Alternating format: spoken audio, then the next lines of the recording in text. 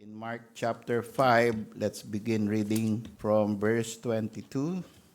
Ito po ay tungkol sa apat na uri ng tao na nasa paligid ng Panginoon. The four types of persons around Christ.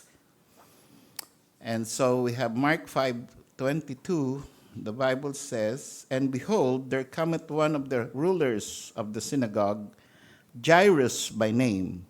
And when he saw him, he fell at his feet and besought him greatly, saying, My little daughter lieth at the point of death. I pray thee, come and lay thy hands on her, that she may be healed, and she shall live." Then let's go to verse 35. "While he yet spake, there came from the ruler of the synagogue's house certain which said, Thy daughter is dead. Why troublest thou the master any further? As soon as Jesus heard the word that was spoken, he said unto the ruler of the synagogue, Be not afraid, only believe. And he suffered no man to follow him, save Peter and James and John, the brother of James. And he cometh to the house of the ruler of the synagogue, and seeth the tumult, and them that wept and wailed greatly. And when he was come in, he saith unto them, Why make ye this ado, and weep? The damsel is not dead, but sleepeth. And they laughed him to scorn. But when he had put them all out, he taketh the father and the mother of the damsel, and them that were with him, and entereth in where the damsel was lying. And he took the damsel by the hand, and saith unto her, Talitha cumi, which is being interpreted, Damsel, I say unto thee, arise. And straightway the damsel arose and walked, for she was of the age of 12 years. And they were astonished with a great astonishment. And he charged them straitly that no man should know it, and commanded that something should be given her to eat. So mga kapatid, nakita niyo po na habang tayo nagbabasa, napapansin natin na may apat na klaseng mga tao sa paligid ng Panginoon. Hindi naman laging ganito ang sitwasyon, subalit, ito sa sitwasyon na to, sa Mark 5:35, Mark 5:22, ay apat sila. Ang unang-unang tao na makikita natin, yung lumapit sa Panginoon, ay sila yung the beneficiaries. Sometimes, we approach God because we want to benefit. We want to be beneficiaries of His grace, His power, His might, His blessings, His joy. And it's not wrong. Hindi masama na lumapit tayo sa Panginoon upang maging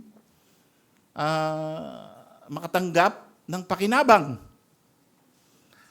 Pero kung tayo ay makakatanggap ng pakinabang at lumalapit tayo sa Panginoon para sa pakinabang lamang, ay hindi tayo baptist. Tayo ay kagaya ng mga taga-Baklaran at taga-Quiapo.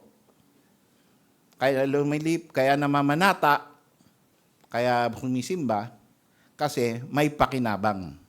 Pagkatapos doon, gagawain na rin ulit kung ano yung gusto nila sa buhay nila. So may mga drugista, may mga lasinggero, may mga magnanakaw. Nakita niyo ba yung bago siya magnakaw, nag-cruise muna?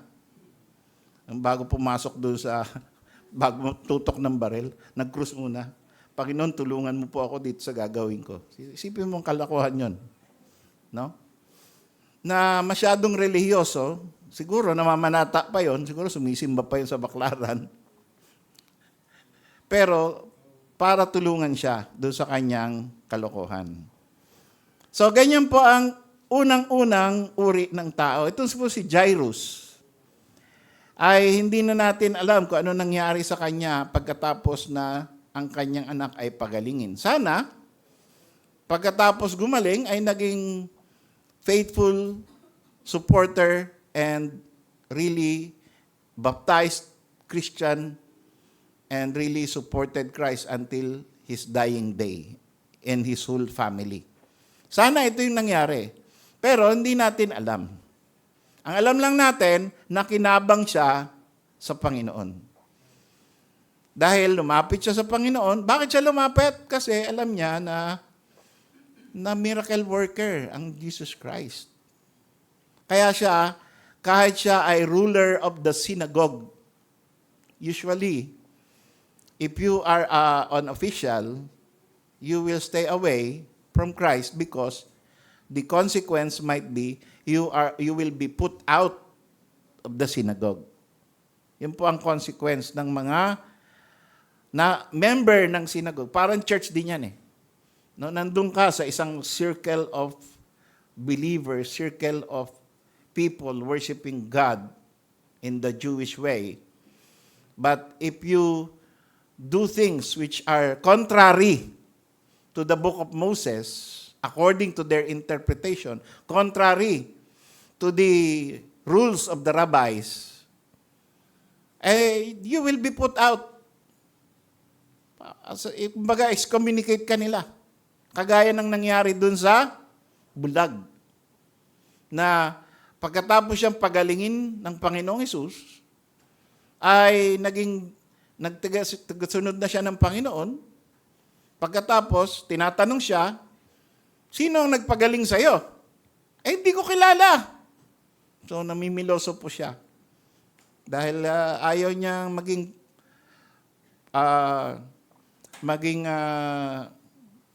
forward, kumbaga anong tag doon? Yung truthful and talagang nagsasalita ng maayos, iwas ang kanyang mga salita, pati yung mga parents niya. Kaya matanda na yan, bakit kami tinatanong niya, ba't mo kami pinatawag? Kaya naman niya sumagot sa sarili niya. Di ba? Ganyan yung mga iwas. No? Ba't sila umiiwas? Kasi nga, pwede silang palayasin sa sinagoga. Malaking batik sa pagkabuhayan mo yun kung excommunicado ka. Kaya iniiwasan nila yan. Pero ito, ruler of the synagogue. Isa siya sa mga namamahala doon sa isang lugar na kung saan ay ang mga Jew ay nagtitipon. At ang pangalan niya ay Jairus. So, nung nakita na niya finally, ang Panginoon Kristo, he fell at his feet. Isipin niyo yun, ruler of the synagogue, luluhod. And falling at the feet means lumuhod siya sa harap ni Kristo. Ang Jew, hindi mo basta mapapaluhod dyan kung saan-saan. So, patayin nyo na lang ako kaysa lumuhod ako sa Roman God. Or, di ba, yung 3 Hebrew children, tandaan nyo? At the sound of the timbrel and of the cymbal and of the drums and of the trumpets, everybody shall fall in his feet, shall bow to the symbol, to the God of Nebuchadnezzar.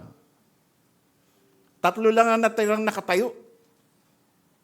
At ang parusa ay itatapon sa apoy, sa furnace of fire. Ano kaya mangyari sa atin mga Baptist kung merong ganong rules dito, no?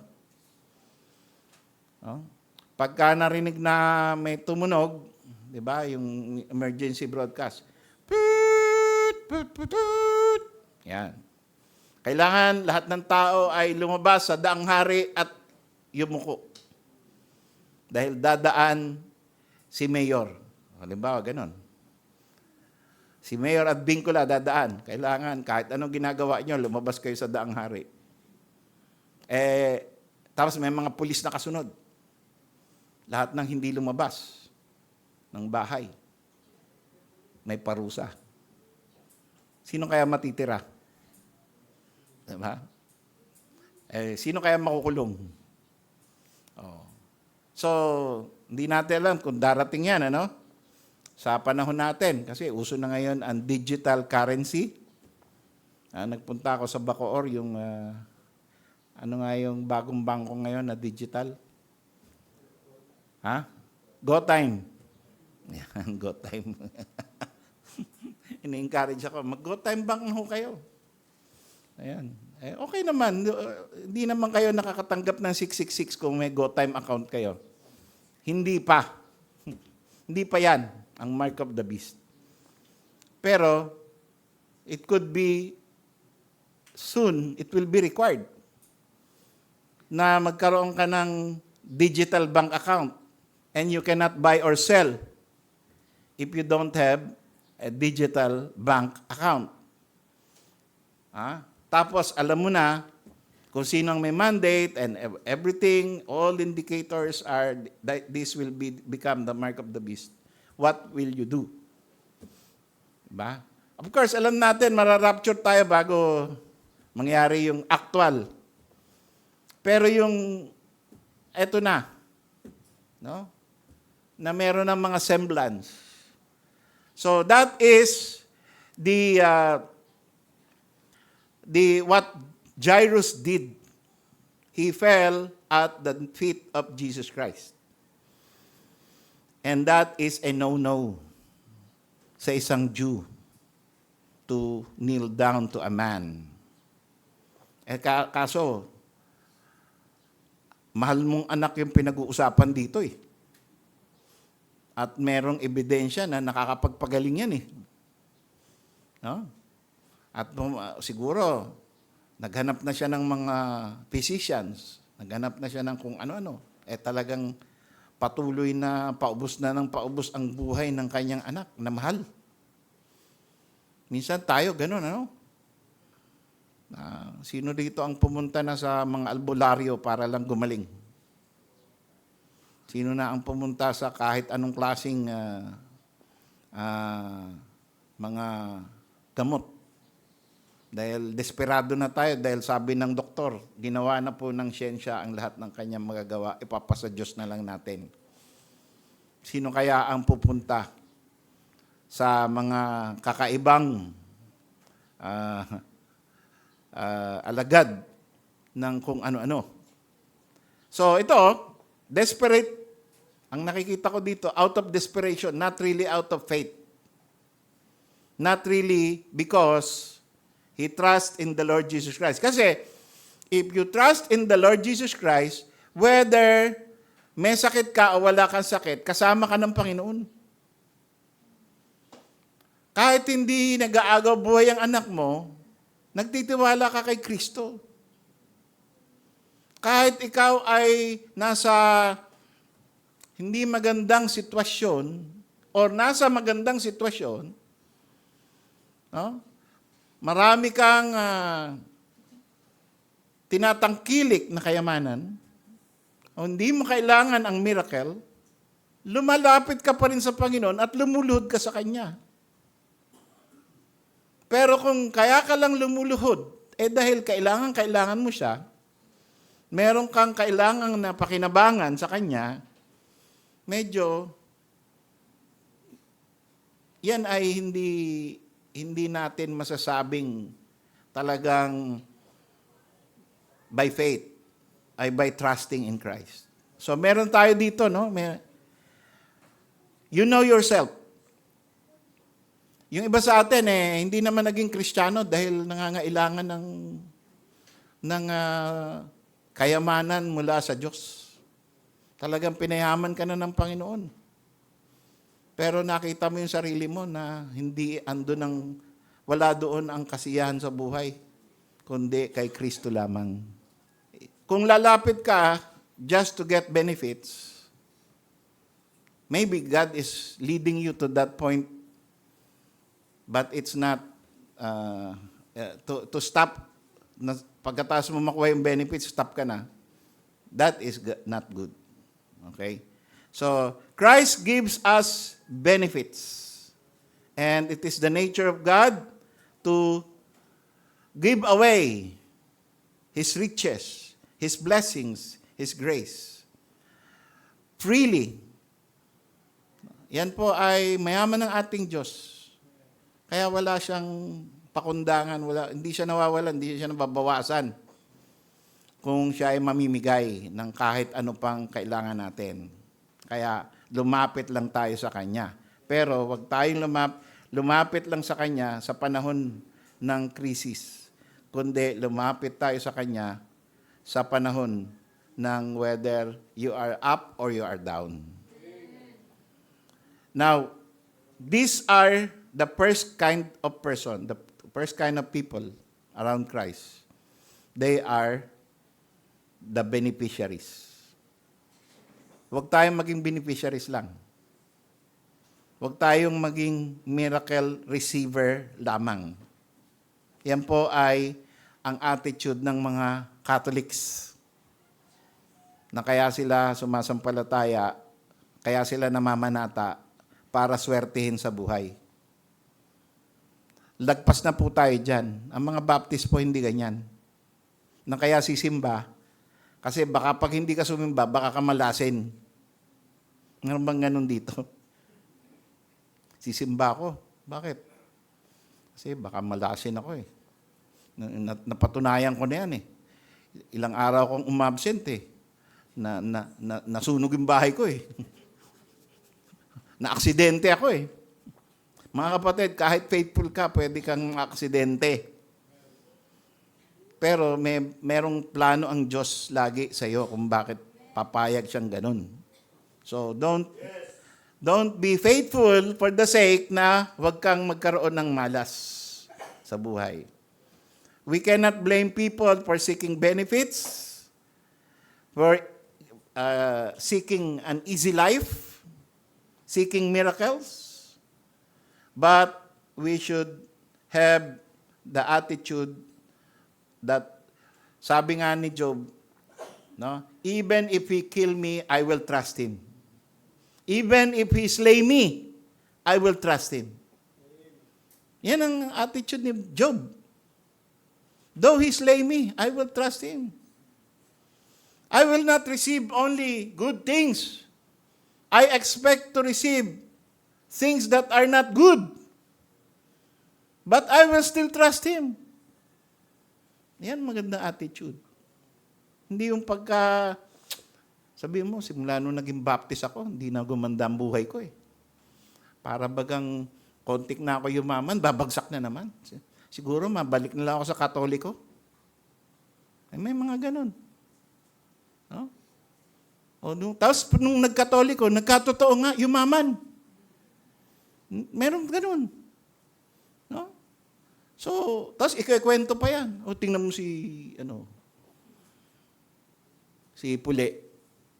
Kilala niyo ba si Pule? Nung nagbaptis, nagkanda hirap-hirap eh. Panayang ikapo. Nung umalis na sa baptis, bumalik na sa Katoliko, kay Mama Mary. Ayun. 3 na ang bangka ngayon ni Pule. At laki na ng bahay. Paaral yung mga anak.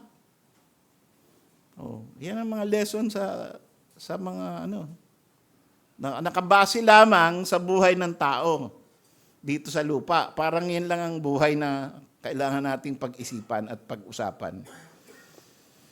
So that is the first kind of person around Christ. Then there is the second person, the secondary supporters, the left behind. Sabi ng Mark 5:37, when the news came, napatay na yung anak ni Jairus, sabi niya, huwag kayong mag-alala. Huwag ka mag-alala. Tara, punta tayo sa bahay mo.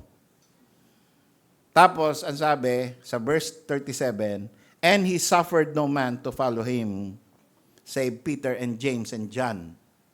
So, 3 lang yung kinuha niyang, mula doon sa kanyang maraming tagasunod. 12 yan, tapos meron pang mga babae at meron pang iba na hindi na usually pinapangalanan. 3 lang yung pinili niya. Peter, James, John, tara, sama kayo sa akin. Kayong iba, Panginoon, sama rin kami. Hindi, dyan lang kayo. Yan. So, sila yung naiwan. At itong mga naiwan, hindi naman masasamang disciples to, hindi na itong mga tamad. They were just, sa biyaya ng Diyos, sa pagpili ng Panginoon, dyan lang kayo. Huwag na kayo sumama. So, minsan mga kapatid, merong kalooban ng Panginoon, even in our lives, na hindi lahat tinatawag ng Panginoon into a greater ministry. No? Hindi lahat. Isipin mo kung lahat tayo pastor. Ha? Paano magkakaroon ng church kung lahat pastor? Yung babae pastora. Hindi tayo magkakamayaw dito. Kaya sabi ni Paul, lahat ba mata? Lahat ba kamay? Oh. But in the body of Christ, there is an eye, there is a nose, there is a mouth, there is a hand and a foot. As the Holy Spirit distributes the gifts. So, ganun din sa lahat ng churches. Ganun din dito sa Imus. No? You are not a second-hand Christian just because hindi ka pinili na maging ikaw yung tumatayo dito. Ngaaring hindi mo pa panahon. Ngaaring willing ka. Pero meron ng Peter, James, and John na, kumbaga, yun ang gustong i-training ng Panginoon na close in. Yun ang tinatawag natin na the inner circle. The primary supporters. Ganon din naman sa paghuhukom. Pagdating ng judgment seat of Christ. Meron ding mga pinili ang Panginoon na sila yung nakatira sa mansions in the New Jerusalem. And some of them, some of the saints, hindi lahat nakatira doon. Some of the saints are on earth. Also kings, also rulers, but they are not dwellers in the New Jerusalem. That is the truth. That is what we can find in Revelation 19, 20, 21. No? Hindi dapat mag-inggitan. Hindi dapat magsabi na yung nando sa nakatira doon, kayo second class kayo . Hindi kasi kayo Baptist . Hindi kaya pagmamalaki ng mga taga-Imus. Mag-member na kayo dito para kasama namin kayo sa mansion. Kung hindi kayo Sovereign Grace Baptist Imus, hindi kayo sa mansion nakatira pagdating ng bride, ng pag-select ng bride. Kasi kami ang bride. Walang ganon. Panginoon ang mag-judge sa atin. Pero we struggle and we do our best for the Lord. At ganun din naman, yung members dito, hindi lahat pare-pareho ng reward. Hindi lahat pare-pareho ng ministry. So, merong inner circle ang Panginoon, Peter, James, and John. At merong ding nagsabi, dyan muna kayo. Hintayin nyo kami. At may gagawain akong miracle doon. Ngayon, ano ang dapat na maging attitude nung sinabi ng Panginoon na huwag ka munang sumama? Dapat ba ma-offend? Hindi muna kita gagamitin. Hindi muna kita i-assigned. Diyan ka lang muna. Dapat bang offend? Dapat bang mag-isip na second class siya? Hindi. We will just do as the Lord leads. Kung anong leading ng Holy Spirit sa atin. At we will just exercise what gifts we have. What gifts are given. Kagaya ni Paul. He was from the youth, simula ng pagkabata, ang dami ng gifts na binigay sa kanya.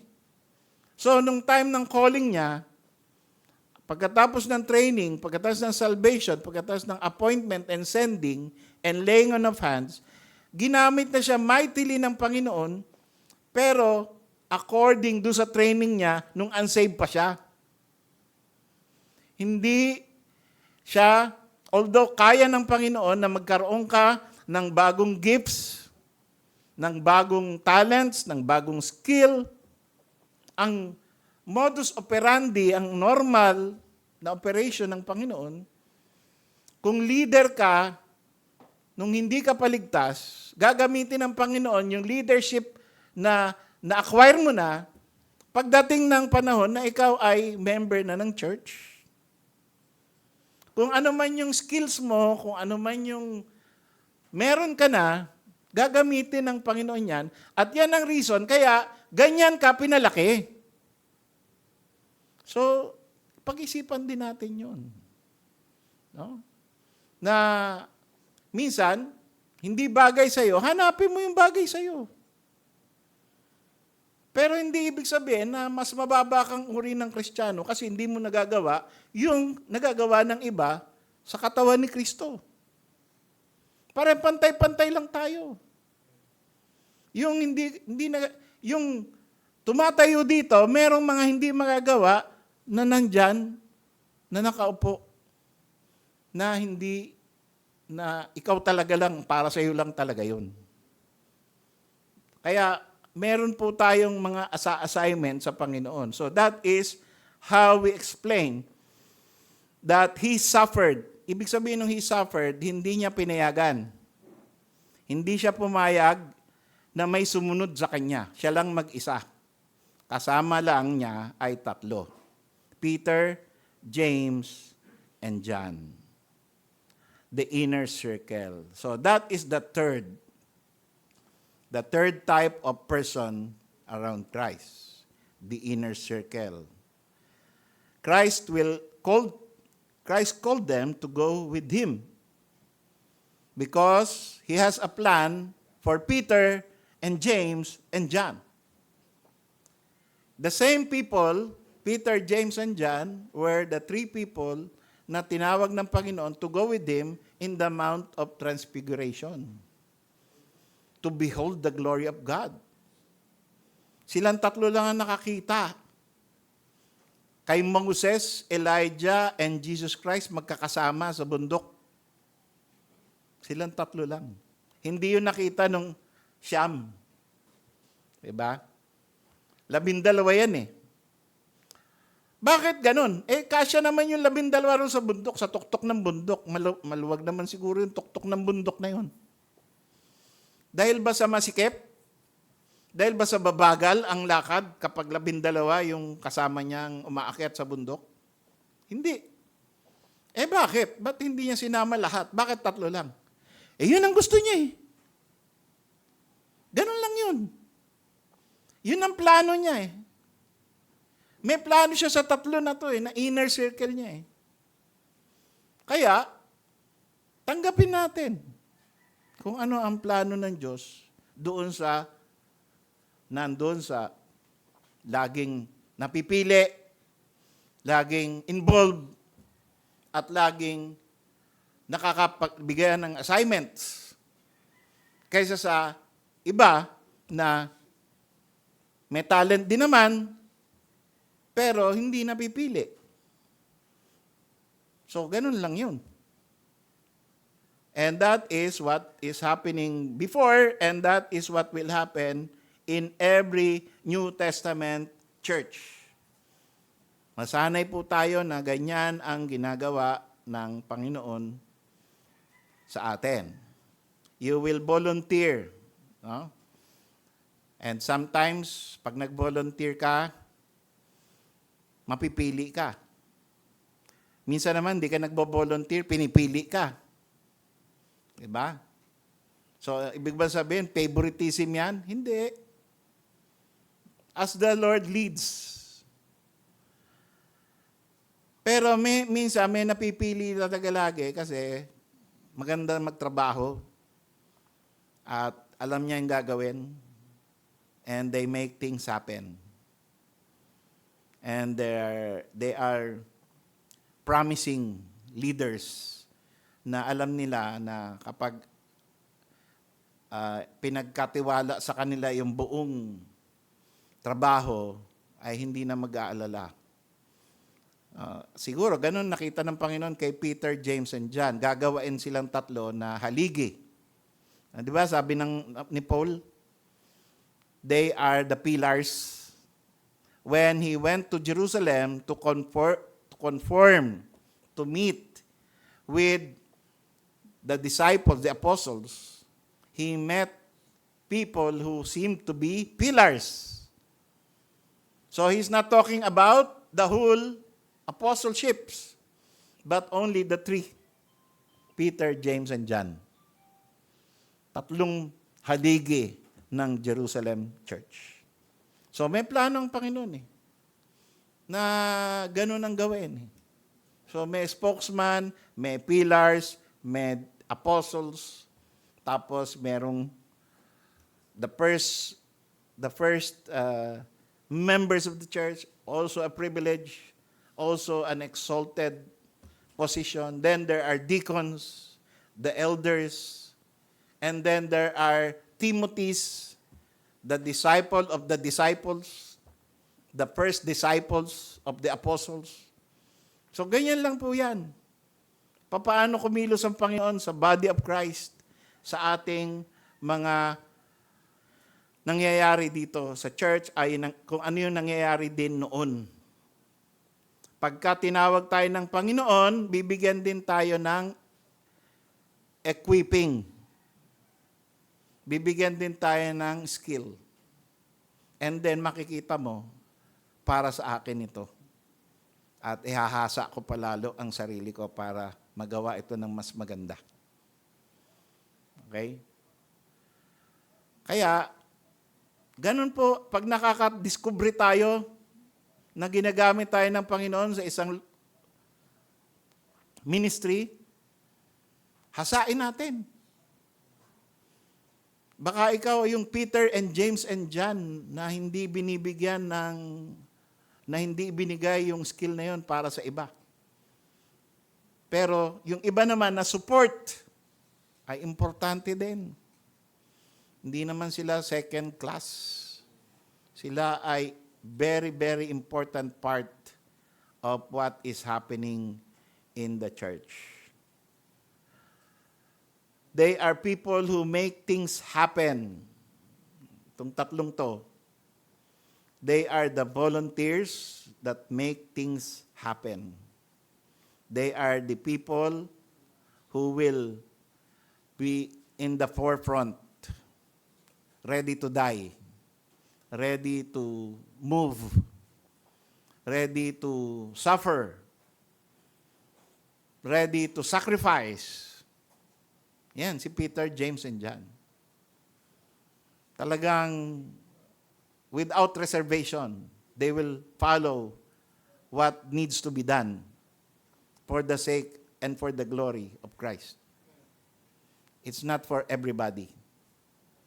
But your time will come. Pag naramdaman mo na I'm ready. Then, ililid din ng Panginoon yung church and the appointing authority na magbigay sa iyo ng mga difficult assignments na magagawa mo ng pulido. Na kahit magsakripisyo ka, magastusan ka, kagaya ni Paul, sabi niya, I am ready to spend and be spent. Handa akong gumastos at magasgas, mapagod, na kahit ginagawa ko yon dahil sa aking pagmamahal, ay kaunti lang ang nararamdaman kong pagmamahal pabalik. Yun ang masakit, di ba? Ginagawa mo yung best mo para sa church dahil sa pagmamahal mo, tapos kukunti lang yung appreciation. Pero si Paul, yan ang buhay niya. And I am ready to spend and be spent, though the more abundantly I love, the less I be loved. Nakakaiyak na hindi kayo na-appreciate at minsan, kinukutya ka pa habang tinotodo mo yung gusto mong gawin. Pero ganun talaga yun eh. Tinawag ka ng Panginoon para kayanin mo yan. And that, pag nakakaya mo na yan, that is when you know it is of God. May mga nagtatanong sa akin, Pastor, sabi, Pastor, anong gagawin ko? Ganito ang ginagawa ng mga member. Ganyan, ganun. Sabi ko, tiisin mo. Ay, napakahirap naman pala maging pastor. Tinawag ka ng ganyan Titiisin mo yan. Ganun nga ba? Tama nga. Sabi niya. Ganun nga yun. Kaya lang mahirap. Pagkapikon ka, huwag ka nga apak dito. Huwag ka magpapatawag na elder. No? Pag madali ka mapikon. Kasi araw-araw mapipikon ka. Pero pag kaya mo na yan, yung pikon, ay kaligayahan mo ng mapikon. Diba? Masaya ka na pag merong ganun. Hindi mo na iniinda yun. Hindi ka na nagtotroma, nagtatantrum.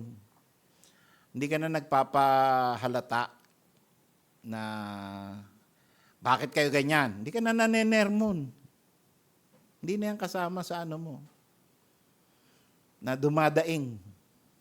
No, minsan may narinig akong pastor, daing ng daing. Sabi ko, pambira, bakit siya nagpastor? Para yung daing niya. Di ba siya binibigyan ng discernment ng Panginoon na yan ay pagsubok?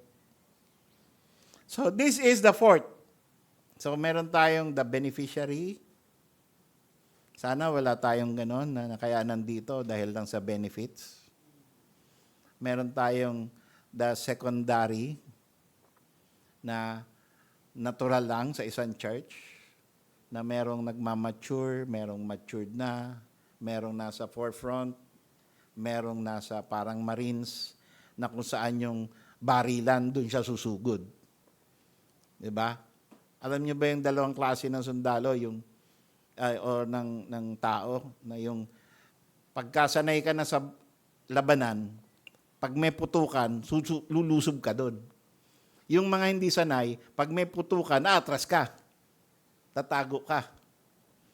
At magsisisigaw ka. Na tago, tago. Nagbabarilan, tago.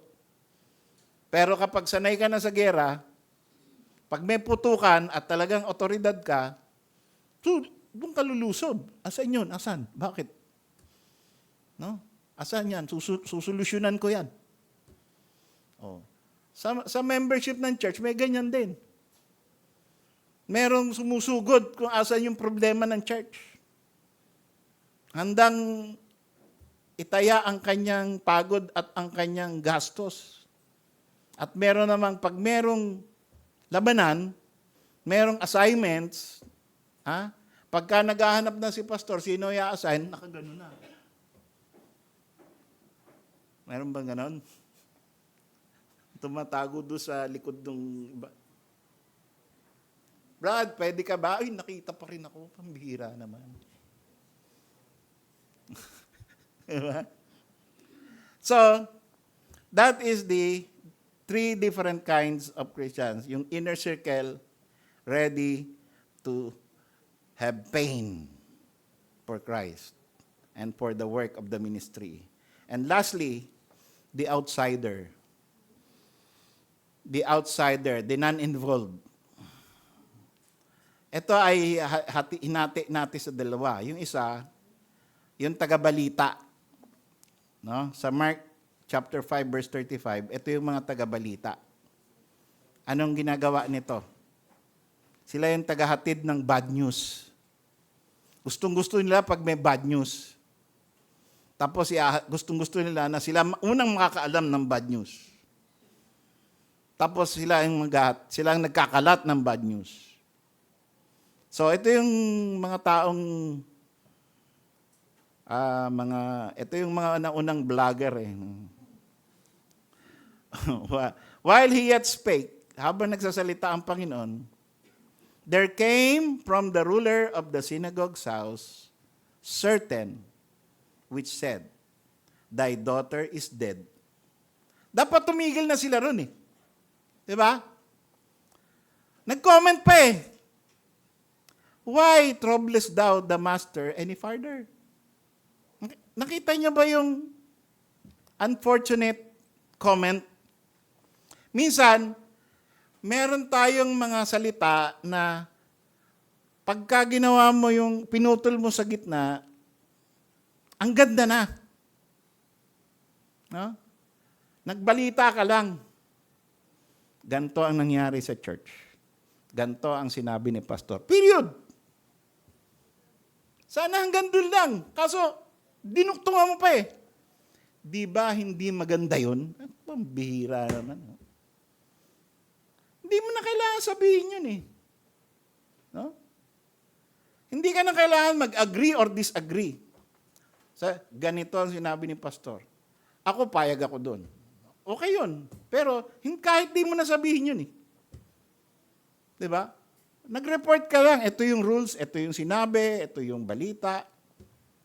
Huwag mo nang putulin mo na. Hindi ka na magko-comment. So, minsan, dyan tayo nasisira eh. Kita mo, gaano ka sama. Thy daughter is dead. Dapat period yun eh. Kaso colon. Bakit iniistorbo mo pa si Jesus? Diba? Parang patay na, wala na magagawa yan si Jesus. Diba yun ang implikasyon nun? Wala na magagawa yan, patay na eh. Huwag na istorbohin yan. Bayaan mo na siya, uwi ka na. Tara, uwi na tayo, wala na to. Tapos na ang storya, tapos na ang boxing. Oh. Kaya yun ang narinig. Yung unbelief, malakas na sigaw yun eh, sa harap ng Panginoon eh. Yung unbelieving heart. Humihiyaw yun sa harap ng Diyos eh.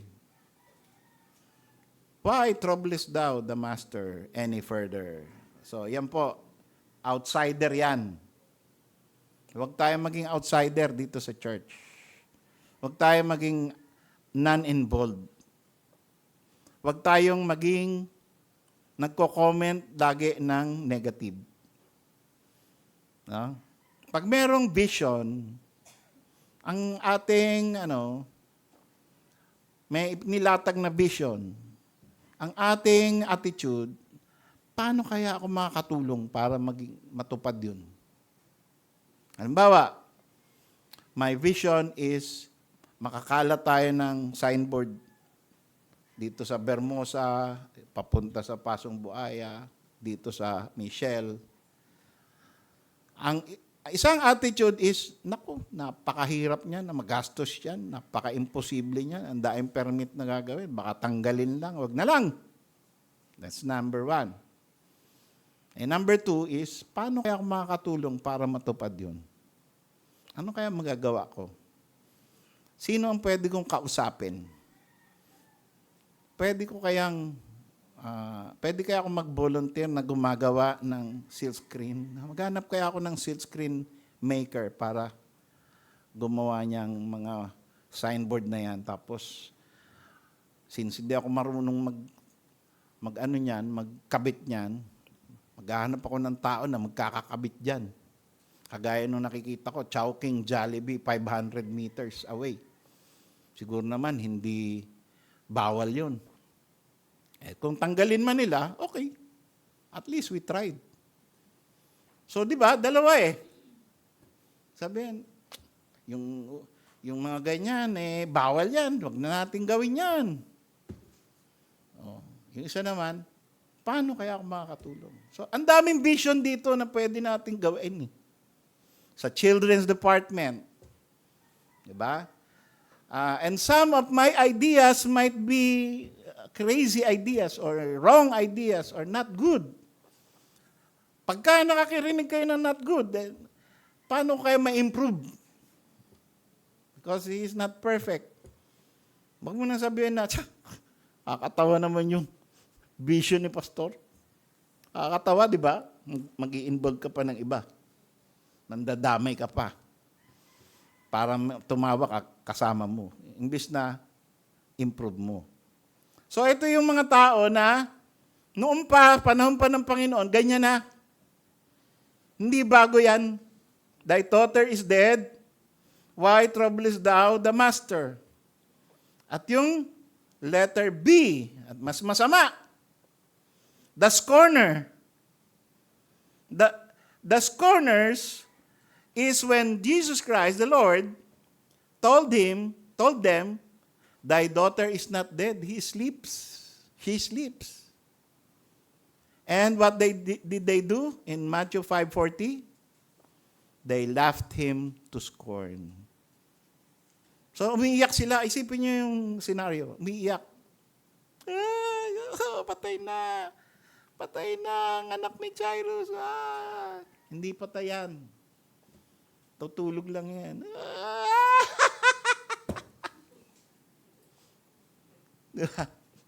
Galing sa pag-iyak, biglang naging tawanan. Hirap yun No? So, tinawanan ng Panginoon. Ang pinakamasama, Panginoon ang tinawanan. They laughed him to scorn. So, minsan may mga nakikita tayo. I know all of us are believers. But we have to just avoid yung laughter of scorn. Scorners. No? Lalo na pagtungkol sa gawain.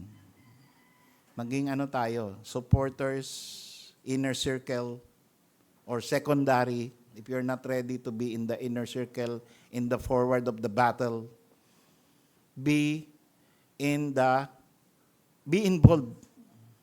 And don't just scorn. Avoid being negative towards the ways of the Lord. Because God will show you who is right very soon. But when He had put them all out, pinaalis silang lahat, pati yung mga nag-i-scorn, He taketh the father and the mother of the damsel, and then that were with Him, and entered in where the damsel was laying. At sinabi ng Panginoon, Talita Kumi. So, yung original nilagay pa rin yung original words na Aramaic. Which is being interpreted, young maid or arise. So, in-interpret pa ginawang Greek, yung Hebrew or yung Aramaic. Alam niyo yung Kumi, no? Similar yan doon sa Arabic na gumising ka. No? Gum! Yeah, Mr. Nilo, gum! Sabihin, gising! So parang sister language yung Arabic at saka yung Aramaic. Kummi, arise. And what happened? Straightway the damsel arose and walked. Gumising yung tao, yung bata, babae, 12 years old. And what happened to the scorner? They were astonished. So, yan ang nangyayari sa mga scorner. Nagugulat kung anong kayang gawain ng Panginoon. Huwag tayong maging uninvolved outsiders dito sa ating church. Huwag tayong attendees lamang. Gumawa tayo ng paraan para meron tayong participation. Hindi lamang sa attendance, sa invitation, sa tithes and offerings. Marami pang pwedeng magawa. Marami pang pwedeng participation. Pag-pray mo lang, mga kapatid, ano ba ang background mo? Both young people and adults. Anong kaya mo? Ano yung ginagawa mo para sa sarili mo? Para sa negosyo mo? Para sa buhay mo? Ano yung ginagawa mo? Tapos, i-transfer mo yan para sa church. Pwede yan Kaya binigay ng Panginoon yung set of skills na yan, yung background na yan, hindi lamang for personal benefit, para magamit mo sa kingdom of God. So, i-transfer mo lang yun. What do I have in my bosom? What do I have? What can I do? What have I been doing with my life? So, now I know this. I know how to do this. I am professional in this set of skills. What can I do to make it a spiritual event in my life for the kingdom of God? Yun ang i-labor mo sa isip mo natin. Para may pakinabang. Hindi ka lang nakikinabang, may pakinabang ang Panginoon sa iyo. And that is our task today. Don't just be a beneficiary. Don't just be a bystander. Don't just attend. Struggle to be an inner circle. Kung ikaw man ay nandun, hindi ka napipili. Hindi masama na magbigay ka ng mga ideas, tapos hindi in-implement, okay, mag-isip ka uli, bigay mo uli, hanggang sa mapansin or ma-consider ng Panginoon na it's your time.